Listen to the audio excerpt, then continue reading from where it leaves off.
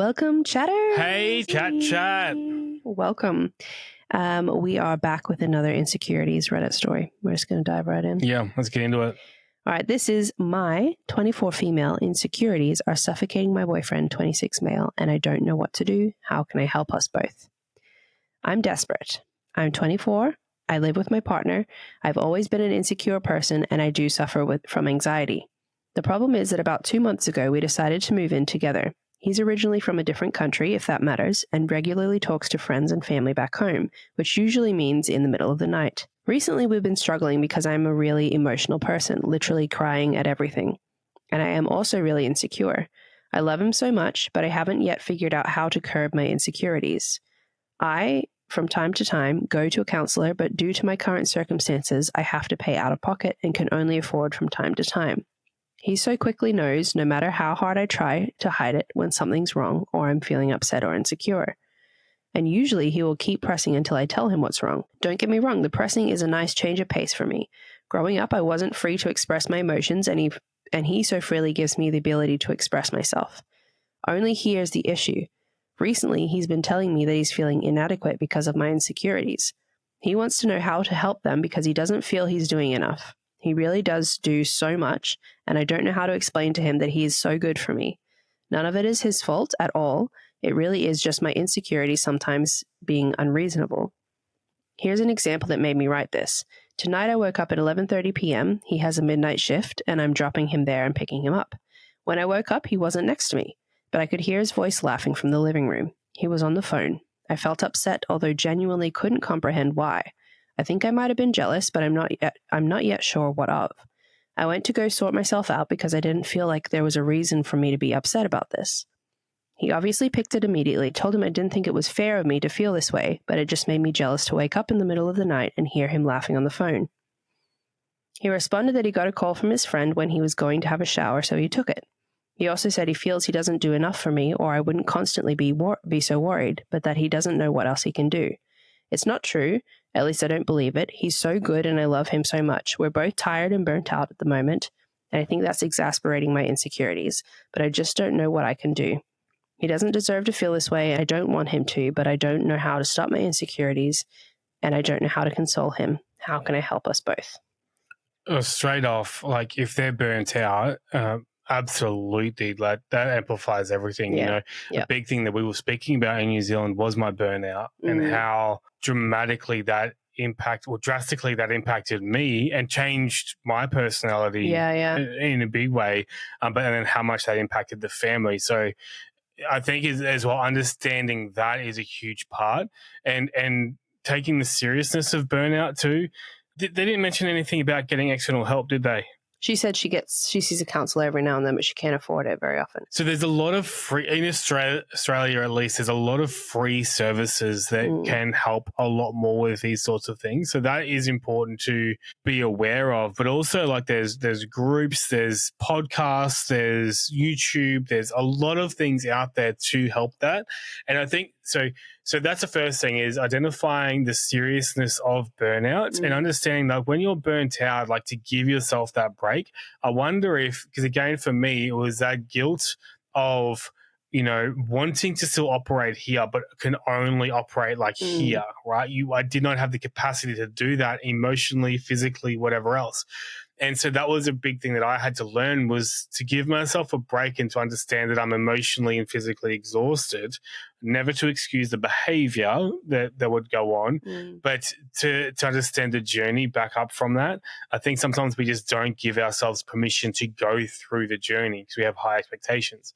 It sounds similar like this for her, because I feel like, so out of her burnout, her insecurities are higher, and now she's got this guilt and shame that her insecurities are breaking through. So then she's having a higher expectation on herself, which is causing more. Prophecy. Exactly. Yeah. So I wonder if that's a big part first, and then it's looking at, well, maybe the focus isn't the insecurities for now. For now, let's focus on the burnout, because that's been my journey. I've had to focus on the burnout process to be able to go to the next stage and focus on the next thing and next thing. I couldn't work on this level stuff if I hadn't worked on the burnout first. Yeah. Yeah, it definitely sounds like there's some mental health thing going on, whether it's burnout, and she doesn't say what would be causing the burnout. But she says she's crying all the time and that kind of thing. I think to me that just says there's a lot happening for her and for them maybe. So I think, and it's so hard if you can't afford it, but yeah, definitely looking into what resources there are available that might be outside of the box. Also, if you're in Australia, you can go on a mental health plan, which is about 6 weeks. 12 weeks, I think. 6 to 12 weeks to get professional help at a much cheaper rate. Yeah. Still or, a if cost, not free. unfortunately. But sometimes if your work is involved too, you might be able to get it for free. Yeah. But it is a lot cheaper if you're in Australia. But there are forums, like there are groups and that kind of thing that you can join even on Facebook and ask if you have no idea what's out there. You could be like anonymous. Facebook allows you to post anonymously to lots of groups. So if you're looking for extra help, there I think would be avenues to explore first. The insecurity side of things, I think they're in a good place in terms of she doesn't want him to feel like he needs to fix them, and she recognizes that they're not based in truth, but also he is keen to help her. So that's a good place to be starting from. I think like we mentioned in the full episode, absolutely exploring for her once she's figured out what's going on with burnout and mental health, but exploring for her where these insecurities might be stemming from and just being a little reflective on her story and where they might have started or what might be influencing them or what it is she's scared of. She says she's anxious. And one of the things that they got us to step through was, looking at the losses that we experienced in our stories and then how we're feeling about them now. And for me and for Blair, but mine was a resounding constant across the board, was anxiety or fear. I felt fear about these things still, the things that were still unresolved. And then they got you to step through what you were. So they said fear is the future expectations about reality. And so they said you step through what it is that your expectations are about reality in this moment of fear. And so you just write them out regardless of how serious or whatever they sound. And then you go through and say, are they reasonable? And if are they reasonable or unreasonable, or realistic or unrealistic? Sorry. And then you go through and kind of adjust your expectations. So it's like a mental exercise to strengthen that process. So I get really anxious about safety. And so I'll find myself anxious in these moments. And if I stepped out what I'm scared of, I would say things like, I'm scared of losing my kids, or I'm scared of losing my husband, or I'm scared of dying, or I'm scared of, something horrible happening. If I wrote them out and then reflected on the scenario, most of the time it would be like, oh, that's not likely going to happen. Not completely off the charts, but realistically not super accurate. And so seeing them written out and naming them helps me then be able to be like, okay, let me adjust my expectations to the actual situation, taking aside my insecurities of it. And I feel like that's something that she could benefit from. She seems to be having these insecurities. She's not even sure where they're coming from. And so if it's all anxiety based or fear based or something, she could just reflect and be like, firstly, where did they maybe come from? Where are they stemming from? Is there something sitting there that I'm not really being honest with myself about? Like maybe I'm scared from an experience that he's cheating, or maybe I've experienced people being unsafe, whatever it might be. She could do that. And then she could also be like, this anxiety I'm feeling, what is it? And step through that and see it written out. I was thinking while she was talking to, while I was talking her talk, journaling, because she seems to not want to put it on him. So she could journal in those moments when she's feeling really insecure and write it out for herself to get it out of her head a little bit.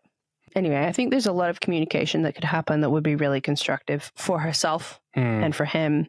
And I'm glad to hear the kind of perspectives they're coming from to it, because I feel like that's a hopeful thing, even though it doesn't feel very good. What we learn through mental health first aid training, and also what we do with work is, as a mental health first aid trainer, it's not for us to be, again, we don't help someone by diagnosing them. That's not our role. Our role is to journey with them. So it could be, hey, let's go to this forum together. Let's go on this forum together. That's the way that he could help her more as well. So getting information and figuring out like that sort of stuff, because as well, when you're going through it, the capacity to find stuff is actually quite low as well. So that's another big part that he can play, is finding information, not dictating and not doing it in a way that's overwhelming, but just slowly and gradually just feeling it out. How is she going with the information that you're bringing across and stuff, and going on that journey with her? Yeah, even encouraging her to go for walks with you and stuff like that. That was huge for you. That was massive to get, especially the first stages was even getting outside was hard, right? And we just went for a 10-minute walk, and that's where it started. And then it went uphill from there. But, 5 years later, we're different. It's a different story now, but it's taken that long to get to where we are now. Yeah, lots of things I reckon that they could do little bits at a time without putting it a huge, not dealing with it as one huge big thing, little bits at a time. Yeah, wrapped it. Great. That was good. Cool. Thanks, guys. Awesome. Thanks, Chatters. See you next week. Bye.